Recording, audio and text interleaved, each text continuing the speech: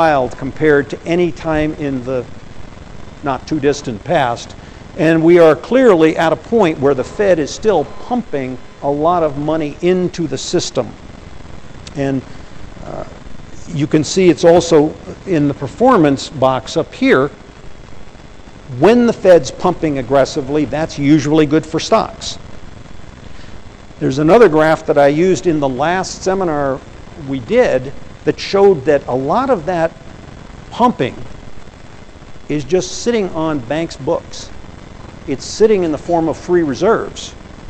So it's gone to hold up the bank ratios, but it isn't getting circulated through the economy. And that's one of the frustrations for the Federal Reserve, because the liquidity is, they're doing their part to try to put the liquidity into the system, and the banks are saying, thank you very much, we need that. But it isn't going out. It isn't being loaned. It's not entirely the bank's fault. The borrower coming to the window isn't as creditworthy as he or she was before. So it's a two-sided equation, but nonetheless, what has been the normal effect in years past of the Fed pushing money into the system is not quite the same today, because the banks are not circulating it. The money multiplier, and I used this graph at the last seminar as well, has essentially dropped off the table. So the money isn't circulating the way it's intended to circulate. The Fed has primed the monetary pump, but it isn't having the normal effect. Next two pages show the effect of interest rate changes on stock prices. Short-term interest rates are neutral.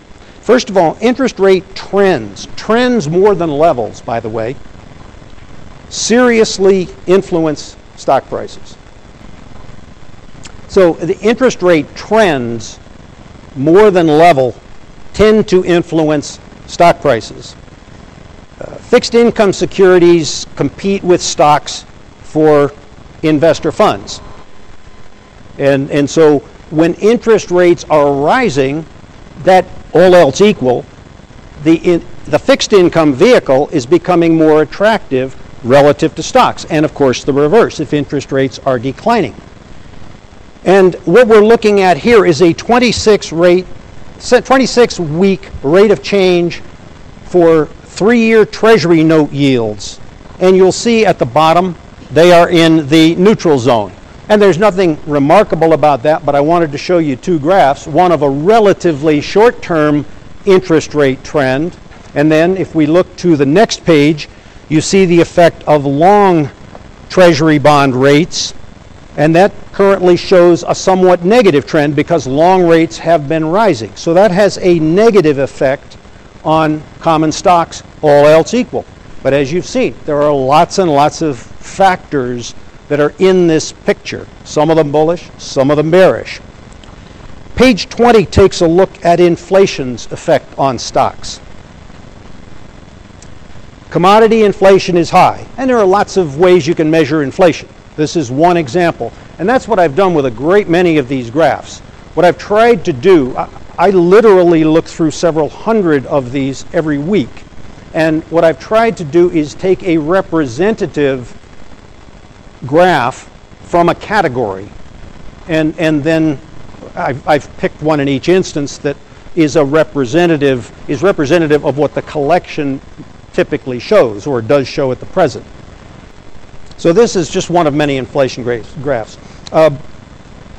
In this one, it shows that commodity prices have moved high, so it's putting inflationary pressure on common stocks. And you see up here, right now, the reading is in the most negative of the categories.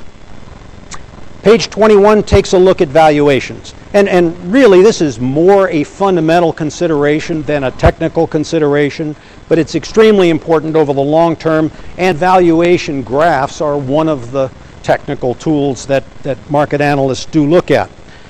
This has really got a lot of history on it, so it's one of those things that if you're interested, take some time at your own leisure and take a look at this. The current readings are over here. I would really not pay much attention to T-bill and T-bond down here, these bottom two. They don't really differ much in high market market top areas or market bottom areas. I would look at the components here, the top three components, which are PB is price to book value, PD price to dividends, PE price to earnings. And if you look up here, you'll see, well, first of all, you see all the lettered spots, which obviously mark market peaks in that line and market troughs in that line. And you see then what the average price to book, price to dividend, price to earnings were at all the market tops and at all the market bottoms. And you will see, if you look at the current ones are at the same or even higher levels than the market tops. They're nowhere near the market bottoms. So on a valuation basis, this is an extremely expensive market. It can stay expensive for a long time, but it's at least at a valuation level that is typical of market tops, not market bottoms. Take a look for the next couple pages at several measures of investor sentiment. At extreme readings, these are my preferred guides to short-term market moves. They're contrarian indicators, and just as a general rule, you're good to invest with investor sentiment, whatever direction that's going, until it reaches extremes. So when it gets really enthusiastic, that's dangerous for stocks. When it gets really pessimistic, that's very positive for stocks. So it depends what the extreme is. But in general, go with the sentiment till you get to extremes, and then it becomes a contrary indicator. And you can see right now that at least on this crowd sentiment measure, that we are in the excessive optimism camp, which up here puts us in the least productive of the performance camps. We're extreme on the optimism side, at least in the overall investor category, what they call the crowd sentiment measure here. Another sentiment study on the next page shows high level of investor complacency. This is the VIX that any of you who watch financial television see or hear fairly regularly. VIX is considered a measure of fear on one side or complacency on the other.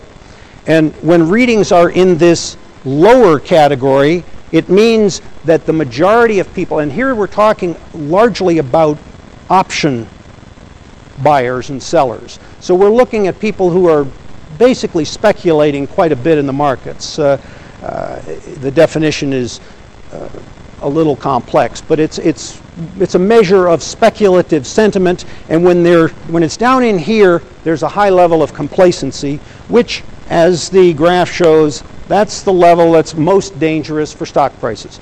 But you can also see from down in here that you can be in a depressed area here where there's a lot of complacency, and stocks can do pretty darn well. But this at least is the long-term history. So it's not a perfect gauge, but there is no perfect gauge. But right now it's in the area which has been more dangerous than positive. Next page shows extreme complacency on the part of mutual fund managers. This is from Bob Prechter's Elliott Wave studies, probably a week or two ago. It shows the mutual fund's cash to asset ratio.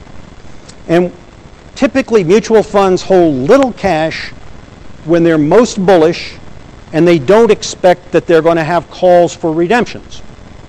Conversely, they hold lots of cash when they're afraid of markets and or when they expect they're going to get a lot of redemption calls.